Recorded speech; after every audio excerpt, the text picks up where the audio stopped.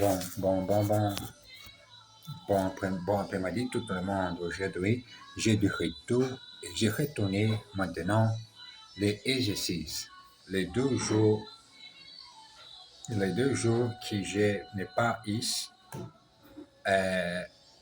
j'ai un peu, euh, comme je peux dire, ma dos a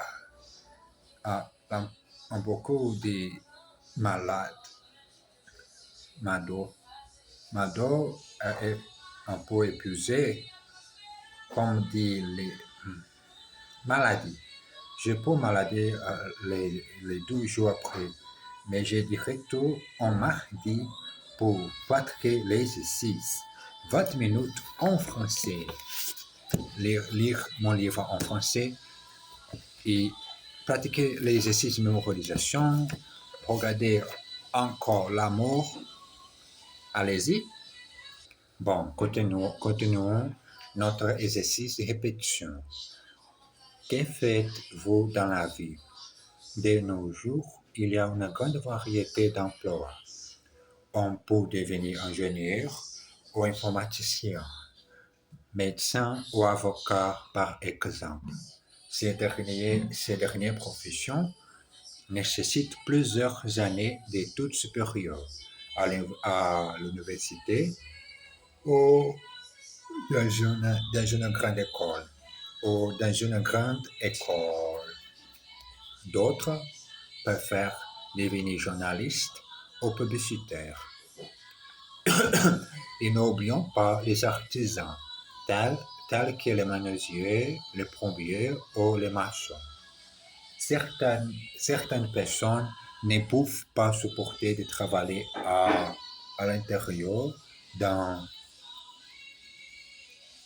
des usines, des ateliers ou des bureaux. Alors, elles peuvent devenir représentants ou même chauffeurs de taxi. Et malheureusement, il y a ceux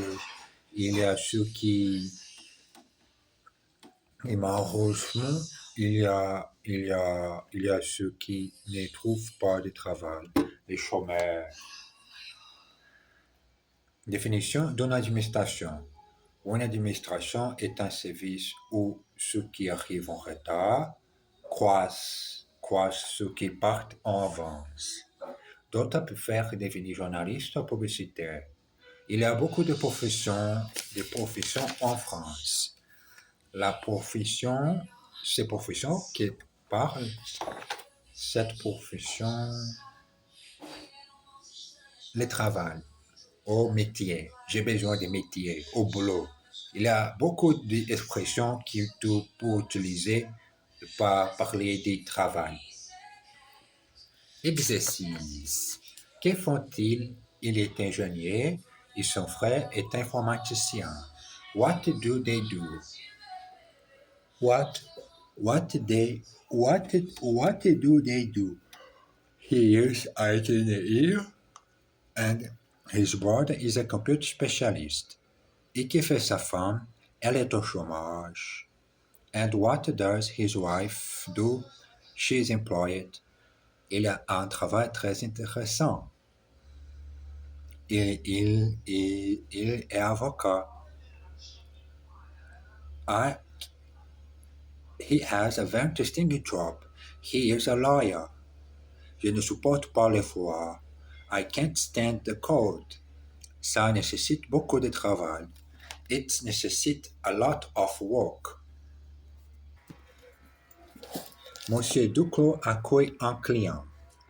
Monsieur Duclos est cadre dans une grande société pétrolière. Société pétrolière. Aujourd'hui, il est à l'aéroport de Roissy pour accueillir un client suisse. Il attend devant la sortie de la douane. Le vol Air France de 1867 en provenance de Genève vient d'arriver à la porte numéro 6. Monsieur Duclos cherche parmi la foule des gens qui sortent, mais il ne reconnaît personne. Attendez, là-bas, attendez là-bas, attendez là-bas. L'homme en costume gris avec un magazine sur le bras. Ça doit être lui. J'ai dit Monsieur Duclos, je vais me présenter. Il avance vers l'homme et tendant la main lui dit, permettez-moi de me présenter. Je suis Monsieur Duclos de la société IPF. De la société IPF. Je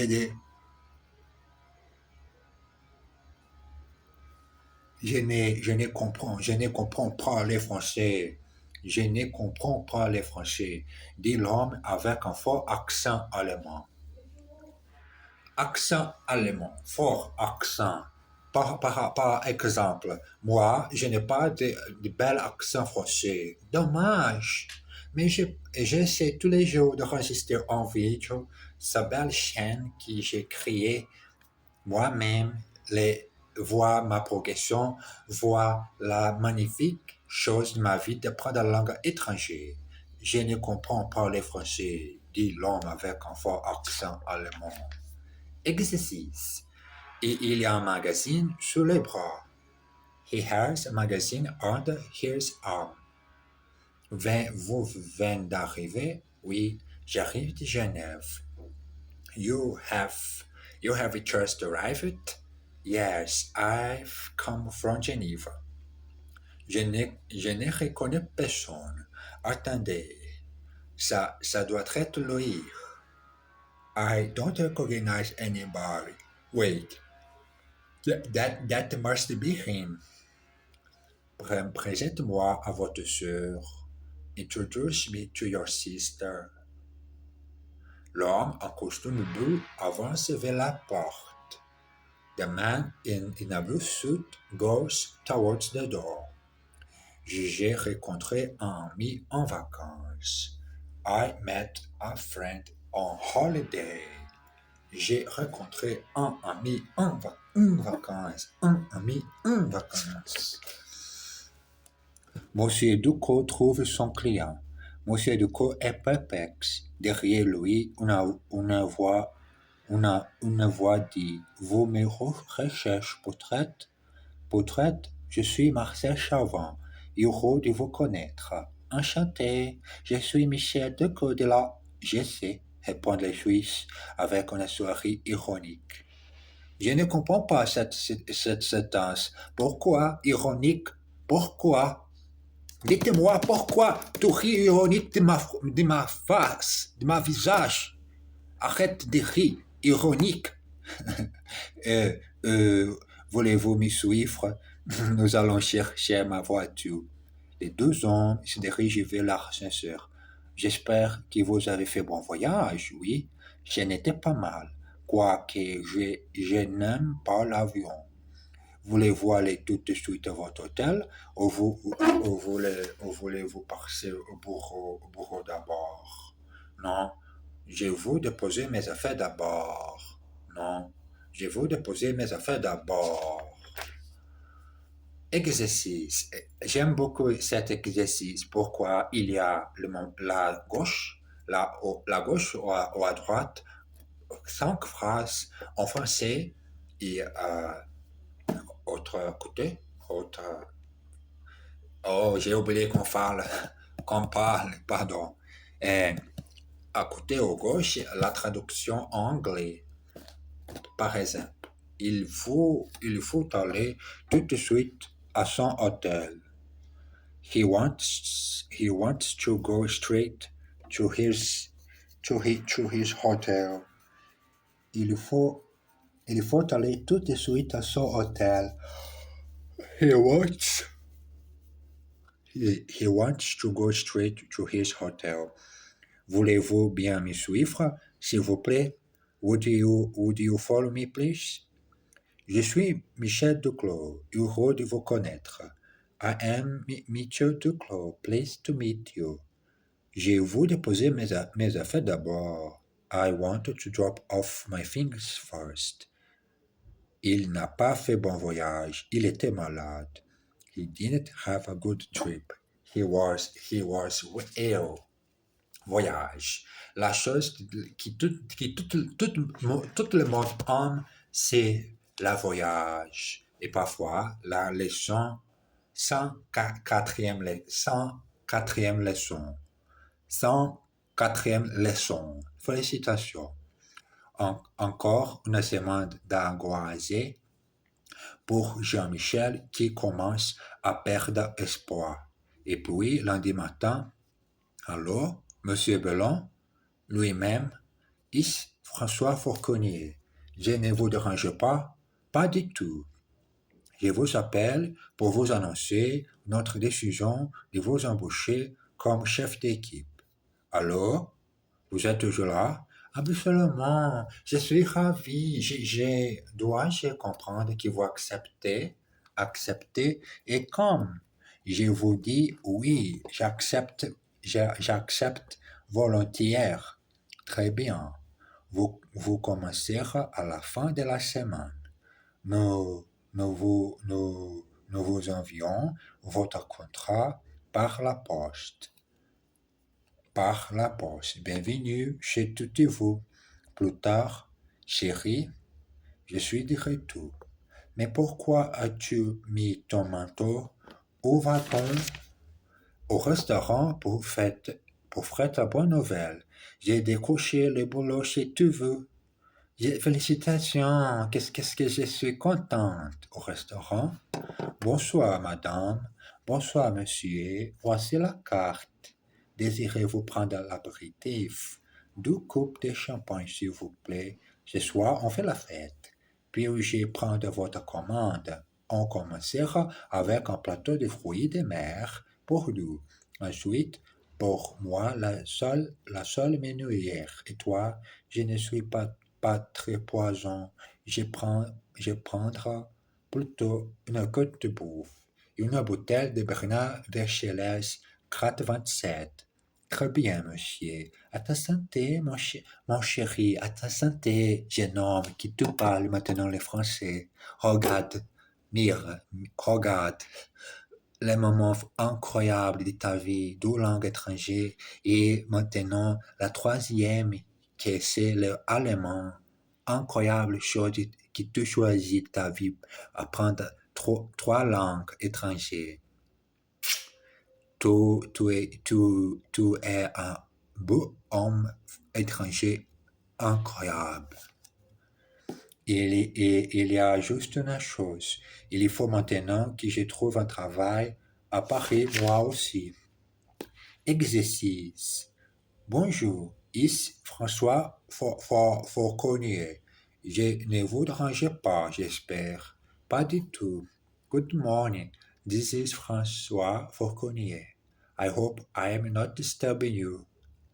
Not at all. Allô, Jean, tu viens ce soir? Absolument. Hello, Jean.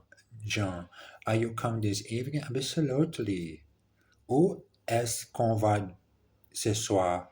On fait la fête. Where are we going? Tonight we are celebrating.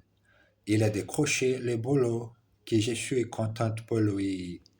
He got the job. I'm so happy for him. Combien vous dois-je? Beaucoup. How much is that? A lot.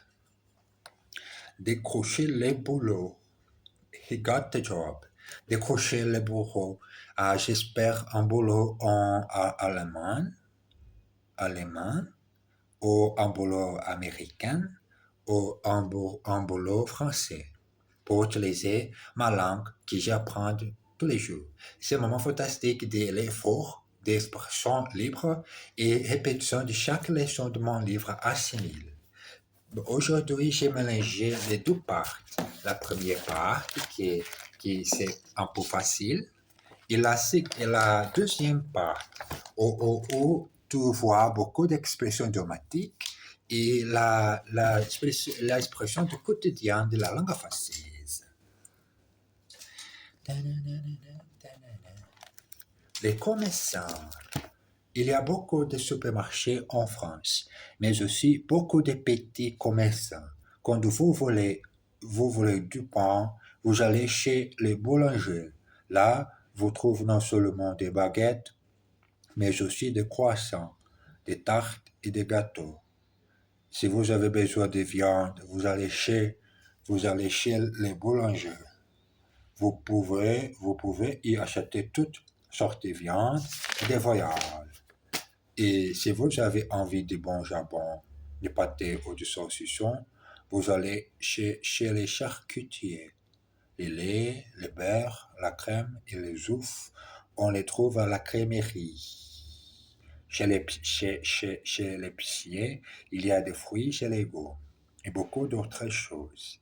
Et quand vous avez mangé tout ce que vous avez, tout ce, tout ce que vous avez acheté, vous allez à la pharmacie pour acheter de Alka-Seltzer. Alka-Seltzer, acheter de Alka-Seltzer. Exercice. Je vous du lait, du beurre et des œufs, s'il vous plaît. I want some milk, some butter and some eggs. Please. Allez chez le boulanger et achetez deux baguettes. Go to the baker's and buy two baguettes. Que faites-vous quand vous avez mangé? Je me couche. What do you do when you have eaten? I go to bed. Vous y trouvez toutes sortes de viandes et de volailles. Go find there all sorts of meat and poultry. Il ne peut pas trouver de jambon. He can't. He can't find any ham. He can't find any ham. Et quand vous avez mangé tout ce que vous avez acheté, vous allez à la pharmacie. Question ridicule. Prenne un kilo de plomb et un kilo de plumes.